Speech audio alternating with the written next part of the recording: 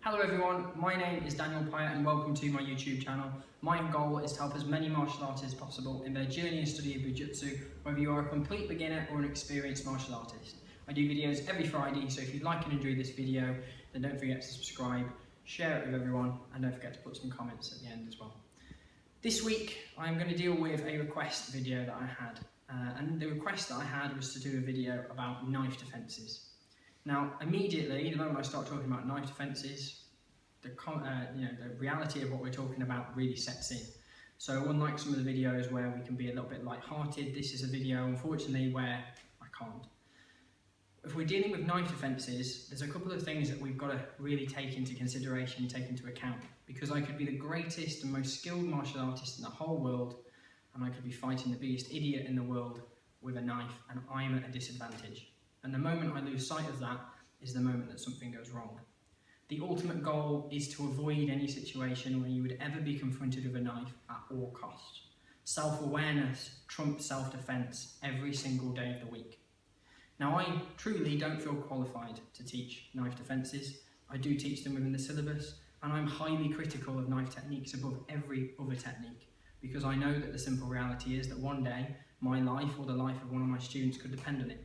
So I'm not going to try and tell you in this video how you should do knife defences, but I am going to try and pick out 5 ideas or 5 key points that I see frequently with knife defences that, quite frankly, will get you killed. So I'm going to teach you, rather than what to do with a knife defence, what definitely not to do, and some things to be aware of. Feel free to put your comments and thoughts below, and make sure you sort of explain yourself in sort of this and keep it sort of within the context of reality. Make sure that any advice you give is solid advice, because you don't want to give somebody bad advice for this. Okay?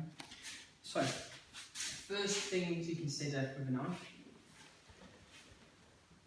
is the fact that the chances of somebody walking up to you like that with it out in their hand are very small. Right?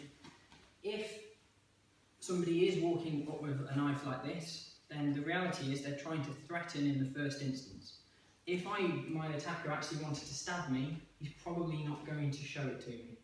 Right? This is a posturing position. It will probably be completely hidden.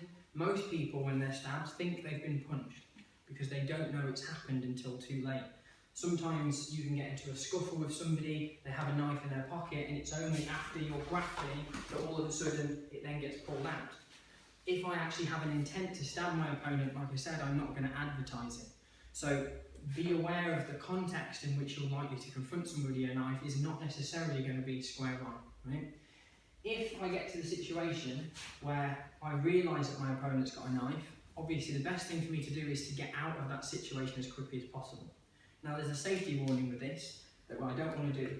If my opponent's got a knife and I want to run, what I mustn't do is I mustn't just turn on the spot. So for example, if I just turn, in the time that I've turned, my opponent, if he's intent to attack me, will easily cover the distance between us. So at very close range, it's really important that I don't just pivot. I need to create some kind of distraction. So if I'm in an environment, maybe like a bar, I could use a stool as a barricade. I could throw a jacket. If I've got my wallet, give it to him. Right? I can cancel my credit cards, I can do all those kind of things, but I can give a distraction. If I've got a coat, throw it in his face. If you've got none of those things, then something to make him pause just for a fraction of a second might work. Words like fire, because everybody's always concerned if it's something of theirs on fire or burning, or of course police, right? Sell it to him, don't look at him, police, and then turn and run, just to make him have that moment of doubt, right? If my opponent does go to slash me early, make sure that you want to protect your face as a first instant, and as I turn, and I want to use the backs of my hands. Now, I'm not saying that I'm not going to get cut. Quite on the contrary, I am going to get cut. And if you think you're not going to get cut, you're an idiot. So I need to make sure that I'm aware of that from the offset. If I'm going to tackle someone with a knife, I need to accept that likelihood. So it's much better for me to cut my arm as I'm turning away than to get my neck cut. So think about that. Obviously, make sure your hands aren't this way. The backs of my hands is better. If I've got a big coat, use that. If I've got a bag, again, something to create a distraction to turn. But don't just pivot on the spot, because in that moment, that's when my opponent can lunge forward and I can get attacked from behind. So it's really important I create some kind of distraction. Ideally, I never want to get to this situation in the first place. So everything else has gone wrong. All my self-awareness has gone wrong, and I've got to do something to tackle the knife. So I'm going to first of all show you a technique that's quite often done, and I want to sort of talk to you about why it doesn't work. So as the knife comes in, I'm going to go for straight arm lock. This is the reason why straight arm lock does not work. Anytime. Which is the fact that he's got another hand. Right? If I happen to be really lucky and I magically get to straight arm lock and I just go snap, brilliant. But the likelihood of me doing that whilst that other hand is straight, even before he grabs the knife, I have to consider that hand. So one of the first rules to think about, right, one of the things that we often forget, is don't just concern yourself with the knife. The knife on its own isn't dangerous to me. It's the man that is dangerous. This adds to that. So if I just fixate on this and forget everything else, he can punch me, he can kick me, and in that moment where I'm stunned, that's when he can turn the knife back and stab me, right? So always never neglect the backhand. It's an important rule. If I'm going to do any technique with a knife, so another one that's quite often done is kotegaeshi, for example, is don't make any big unnecessary movements. You don't have time to create any unnecessary movements when you're dealing with a knife, so your movement must be as short and as sharp as possible, right? If the technique isn't quick, it's probably not going to work. So as an example, don't do this, because if I lift it up, you become strong. If you become strong, we get into a tussle, and now I'm grappling with a knife, which is fine if I'm 6 times stronger than he is. Not fine in any other situation. So I don't want to give him that opportunity. If we then get into any kind of technique where I tackle the knife, so again, if it thrust comes in, what I must do is not do unnecessary movements or more than I need to. So if I do cover, right, and I have an escape route, and that's all I've done, if this is enough, brilliant, because I can escape. My objective is not to get the knife and parade it over it, right? If I can get out of the way, brilliant. Don't think that I have to take the knife. But if I am doing that kind of thing, create a bit of off balance to give me a little bit more time, right? If the knife does come in, I want to create a shock as quickly as possible. One of the issues that sometimes happens with techniques is there's a delay. So as another example, as it comes in, I try and grab the knife, and then there's a second or two before I do something else, which is just stupid. I need to do something immediately to stun and shock my opponent. If I have decided in my head that I am going to try and confront somebody who is attacking me with a knife, there is only one way that I can do it, which is 110%. Completely all out. I can't half do it.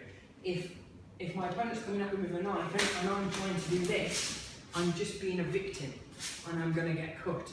If I decide I'm going to I need to completely go at my opponent so he's not expecting it. I have to make him have that moment of, from him being in control to him all of a sudden having that role reversal. That will give me the second. So be loud, right? Have that shock technique rather than just being passive. You know, this kind of thing is ultimately going to get me cut. Again, be careful of doing too many unnecessary movements. Quite often we practice techniques like the slash comes in, sort of rolling the knife and those kind of things. Any movement that you do with a knife, consider always what he can do. Because we often train with knife techniques in techniques that are somewhat artificial. So for example, the straight thrust comes. Well, don't just think about the straight thrust, think about just him turning, think about him pulling back. So for example, if I try and do this kind of thing, but I neglect the fact that he can pull, I'm missing a really dangerous part of the technique. So you always have to consider what it is that he can do next, okay? I just want to sort of end with 2 sort of final thoughts. One that I've alluded to already, which is the fact that if I try and tackle the knife, I am going to get cut. I have to sort of accept that. What I need to do is make sure that I don't get cut anywhere that's going to cause me much harm. Also remember that if I'm going to get cut, the thing that ultimately would kill me is bleeding out. So if you are cut and you can remove yourself from the situation, use sensible first aid, put pressure on it straight away. But what my main objective always is is to put myself in a situation where hopefully I will never be confronted with this situation. There is a book that unfortunately I don't know the name of, that I was told about by my teacher, about a gentleman who went and trained in China with his Chinese Sifu, and he asked his Sifu this question, which is, Sensei, how do you defend yourself from when you're attacked from behind? And I love the answer to this, so I want to leave you with this as a final thought. The answer to the question that the Sifu gave was, surround yourself with friends. And I think that needs to be the message when you're dealing with a knife, to try and avoid the situation as much as possible, and make sure that the situations that you put yourself in are one where you give yourself not only the best chance of survival, but the best chance of avoiding the situation altogether. You know, surround yourself with friends, surround yourself with people you trust, be with those people. If you're walking home, don't walk home on your own. If you've got to walk home on your own, don't walk down the dark alley. For heaven's sake, don't wear earphones or do things like that. Don't make yourself and put yourself in a situation where you're likely to become a victim. You have to think very street smart in this situation. If you are ever confronted with a knife, it's your judgment call on what you've got to do and how you're going to respond to it.